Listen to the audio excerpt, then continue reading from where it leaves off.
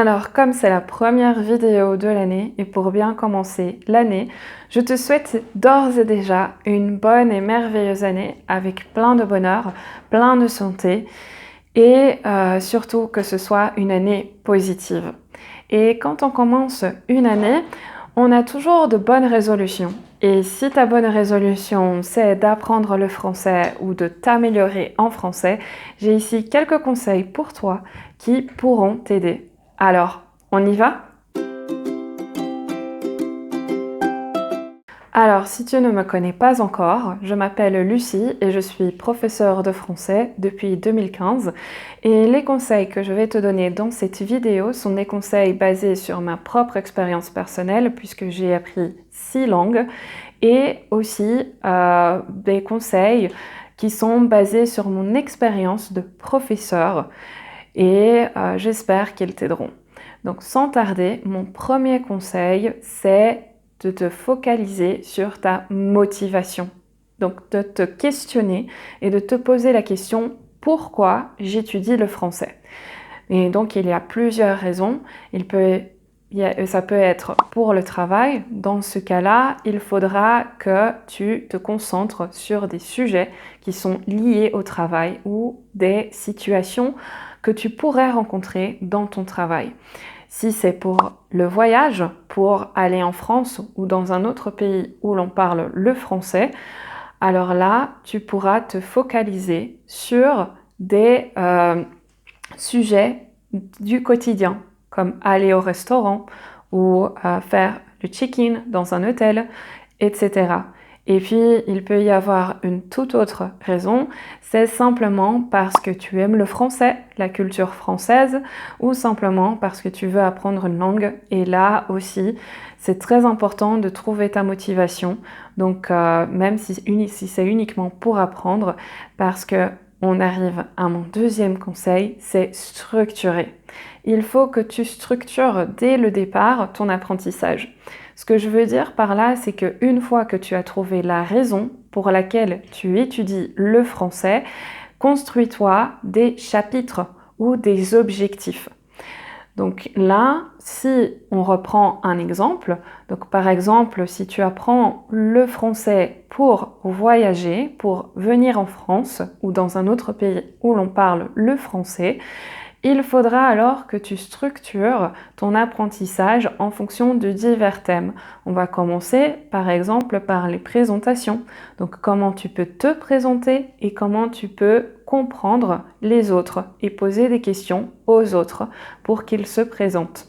Et donc là, il faudra par exemple que tu commences avec tout ce qui est utile pour ce thème. Donc la nationalité, les pays, les langues, l'âge, les verbes être et avoir, etc. Et pour le voyage, on peut aussi penser que, par exemple, tu auras besoin de te débrouiller au restaurant, au supermarché pour faire les courses, dans un magasin, ou bien avec une agence de tourisme. Là, généralement, ils parlent anglais, mais si jamais tu veux faire des efforts en français, et puis à l'hôtel aussi.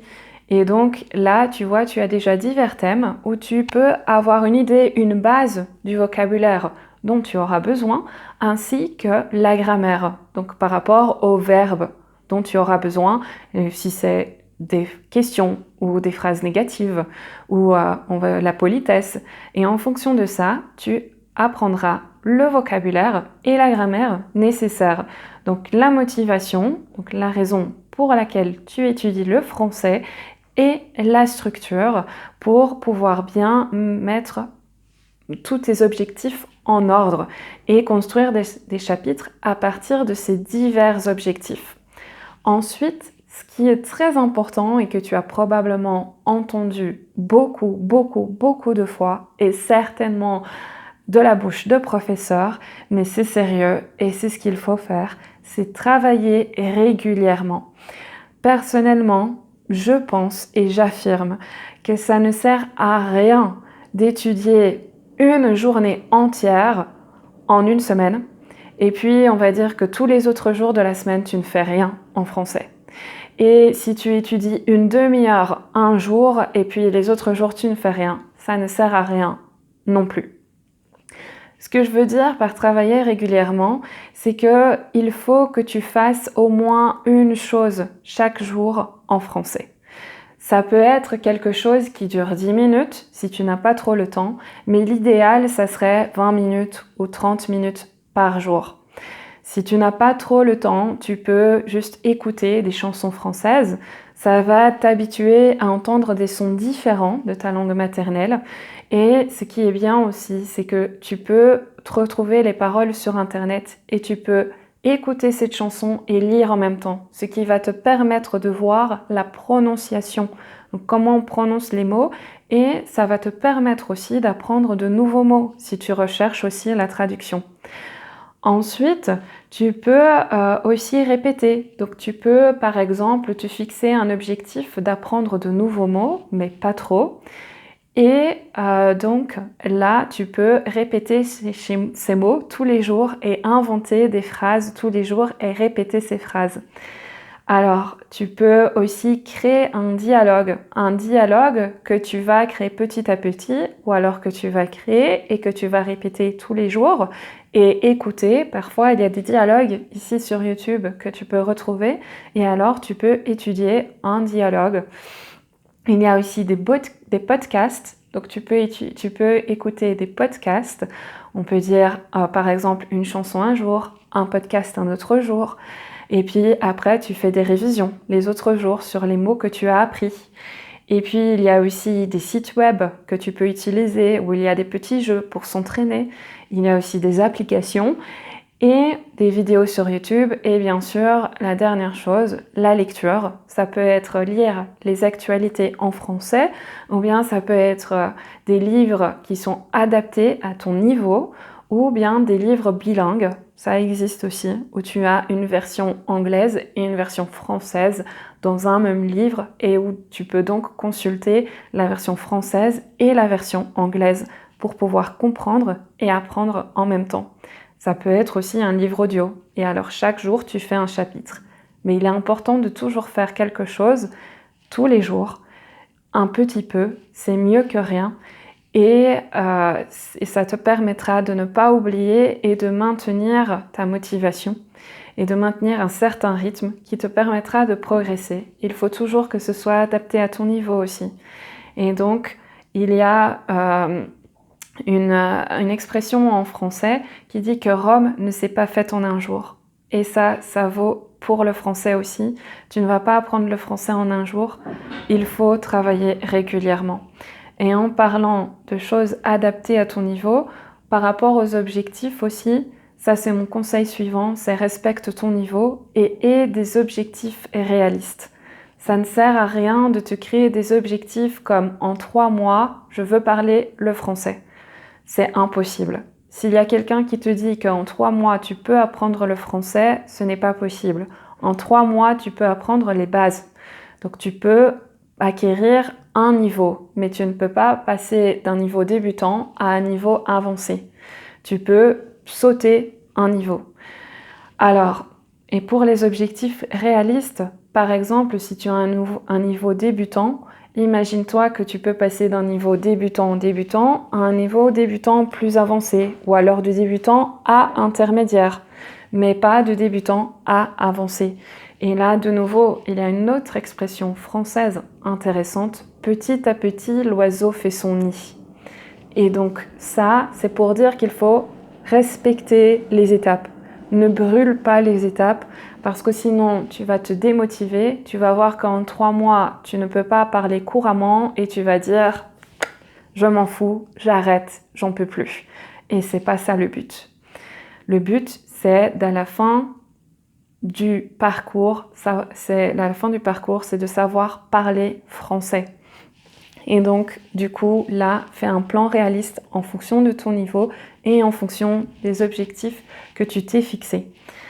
Après, ce qui est très important pour garder ta motivation, et c'est mon prochain conseil, c'est qu'il faut que tu t'amuses. Il faut s'amuser et pour s'amuser, il faut varier les exercices. Si tu fais tous les jours les mêmes exercices, ça va un peu être ennuyant à force, ça va être répétitif Et du coup, tu n'auras plus cette motivation et tu vas un peu laisser tomber. Et là, c'est pas le but puisqu'il faut travailler régulièrement. Donc du coup, pour t'amuser, ce qu'il faut faire, c'est varier pour que ça ne devienne pas quelque chose de répétitif et d'ennuyant. Donc pour varier, c'est comme les exemples que j'ai déjà donnés. Tu as la possibilité d'écouter des chansons, d'écouter des podcasts, de lire différents supports. Tu peux regarder des vidéos sur YouTube ou des vidéos sur Internet en général. Tu peux aussi consulter des sites web pour apprendre le français, t'amuser sur des applications, jouer à des jeux en français. Donc l'important, c'est d'avoir vraiment un éventail d'activités différentes. Ensuite, ce qui est très important aussi, c'est s'immerger. S'immerger, ça c'est mon conseil suivant. Donc il faut que tu plonges dans la culture, il faut que tu t'immerges dans la culture ou dans la langue française. Et donc là, il faut justement que tu écoutes des chansons, des films ou des séries et aussi que tu fasses un échange linguistique. On n'a pas tous la possibilité de se payer un professeur. Parfois, ça coûte trop cher. Et donc, du coup, un échange linguistique est une possibilité. C'est ce que j'ai fait quand j'étais étudiante pour apprendre et m'améliorer dans les langues que j'étudiais à l'époque. C'est qu'il y avait une personne qui voulait apprendre le français et moi, je voulais apprendre sa langue. Du coup, on se voyait une fois par semaine et on faisait par exemple 30 minutes dans la langue que je voulais améliorer et 30 minutes en français. Et donc, on se corrigeait mutuellement et on apprenait des choses et c'était quelque chose qui était fait gratuitement. Tu peux retrouver des personnes dans ton pays qui sont françaises ou belges ou suisses, donc des personnes francophones qui parlent le français et qui peuvent t'aider à apprendre le français et en retour, tu peux pratiquer ta langue avec eux. Et si ce n'est pas possible dans ton pays, s'il n'y a pas cette possibilité de trouver une communauté française qui serait intéressée à faire ça, donc tu peux toujours rechercher sur Internet des personnes qui souhaitent apprendre le français et des personnes qui souhaitent apprendre une autre langue, donc la tienne, et qui seraient prêtes à faire un échange pour, en échange, t'apprendre le français. Et donc ça sera fait gratuitement, ça sera quelque chose d'enrichissant et d'assez intéressant aussi.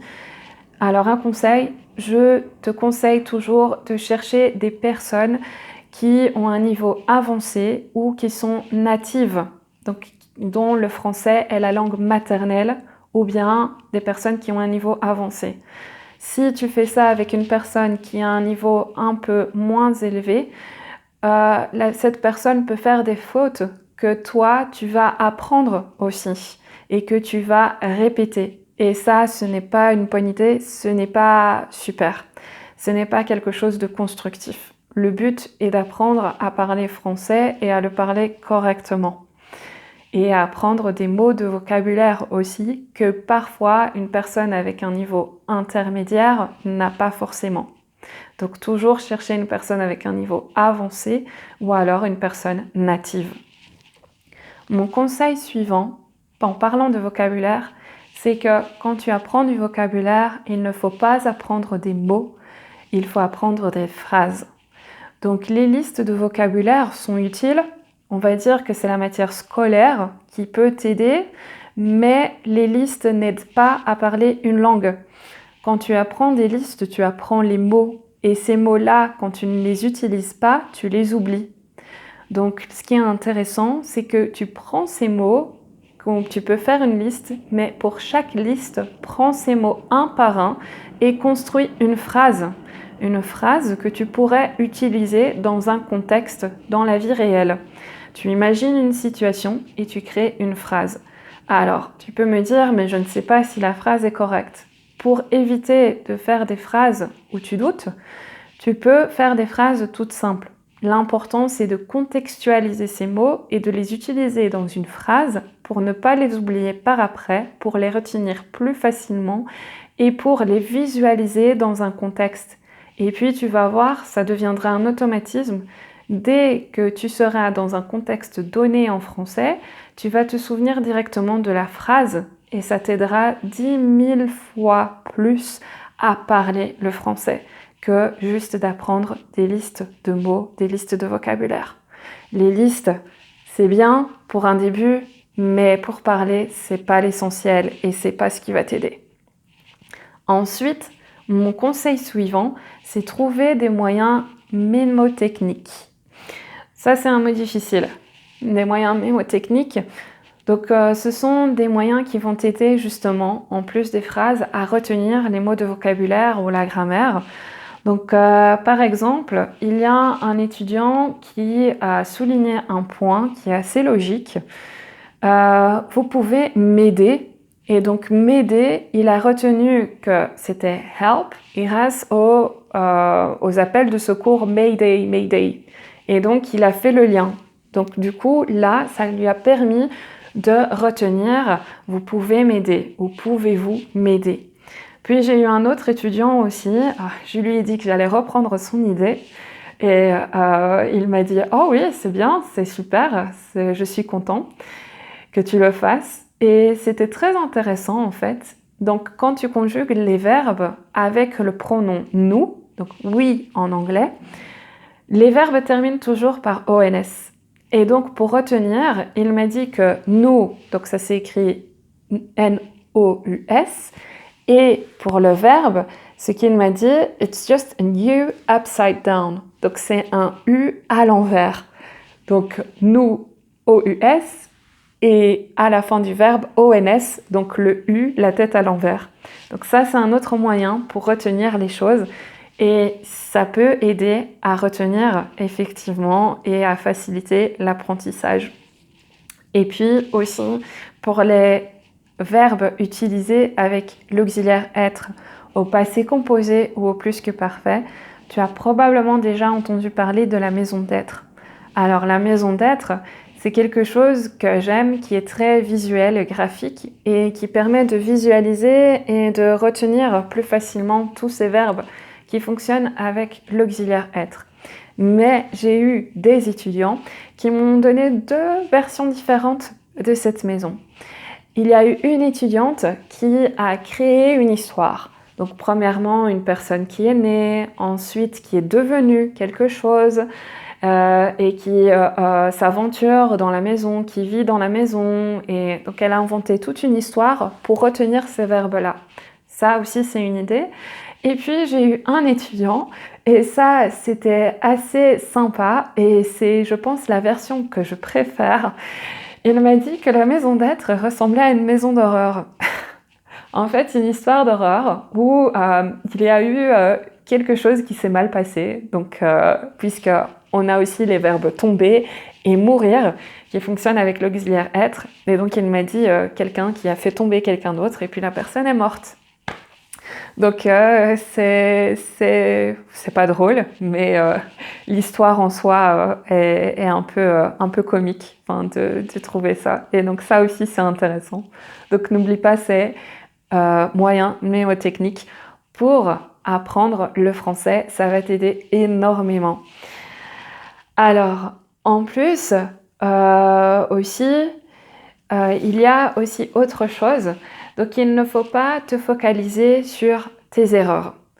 Au contraire, fais des erreurs. Donne-toi cette liberté parce que c'est en faisant des erreurs que tu vas apprendre.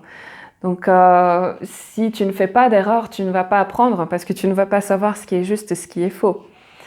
Et donc, là, j'ai une autre histoire comique. Là, c'est plus par rapport à moi. Et c'est pour un peu te dévergonder, donc pour te montrer qu'il n'y a pas de honte à avoir quand on fait une faute. Donc j'ai appris l'anglais et quand j'apprenais l'anglais, justement j'ai fait un échange linguistique avec une personne, ce n'était pas un étudiant, mais c'était un homme anglais qui habitait ici à Bruxelles et qui lui voulait changer de métier.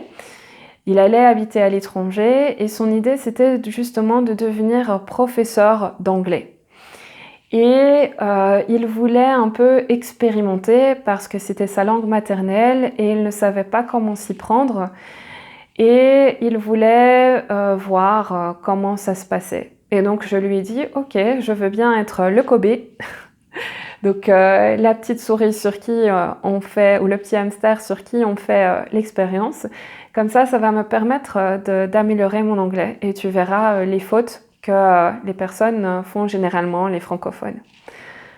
Et il y a eu une conversation intéressante où j'ai dit, donc ma mère est d'origine brésilienne et donc je lui parlais du Brésil. Et j'ai dit, in Brazil, we have really nice beaches. Et là, je pense que je donnerais cher pour revoir son visage, pour revoir sa tête. Il était choqué, mais à un point que je me suis dit, enfin, le sang s'est glacé dans mes veines et je me suis dit, c'est pas possible. J'ai fait la faute qu'il ne fallait pas faire. Et alors, comme je l'ai vu, si choqué comme ça, j'ai enchaîné et je lui ai dit, you know, the sea, the sand. Et alors, il m'a dit, oh, oui, je vois, mais fais attention, là, heureusement que c'est ici entre nous et puis tout le monde va comprendre. Là, il faut faire attention entre le i court en anglais et le i plus long en anglais. Tu as bitch et beach. Et alors, après ce jour-là, je n'ai plus jamais refait cette faute. Et je t'assure qu'à chaque fois qu'il y a ce i long et i court, quand il y a le i long, parfois je dis même beach. Pour vraiment être sûre. Alors là, j'exagère. Mais voilà. Donc, fais des fautes. C'est en faisant des fautes qu'on apprend et n'aie pas peur de faire des fautes. Ça fait partie de l'histoire, ça fait partie du parcours. Et ensuite, mon dernier conseil pour toi, c'est de faire un journal qui te permettra de suivre ton progrès. Donc tu peux prendre un cahier ou on peut dire un calendrier ou un agenda dans lequel tu vas suivre tes progrès. Le plus facile, ce serait un cahier où tu peux noter la date et puis tu peux noter les mots que tu as appris, les phrases que tu as faites avec ces mots et ensuite les dialogues que tu vas faire pour t'exercer et pour donc des dialogues pour que tu puisses participer à une conversation. Et puis tu peux te relire. Et donc dans ce cahier, tu peux écrire tes objectifs, après les mots de vocabulaire que tu as appris, les phrases, les dialogues, et puis ensuite c'est aussi une base sur laquelle tu peux revenir et relire pour rafraîchir un peu tout ce que tu as vu et revenir là-dessus. Donc du coup voilà. Ah oui, et si on revient à mon conseil s'amuser et varier, j'ai oublié quelque chose. Donc pour cette partie-là, donc pour s'amuser et varier, j'ai parlé des chansons, des films, des séries, mais tu peux aussi diversifier les thèmes.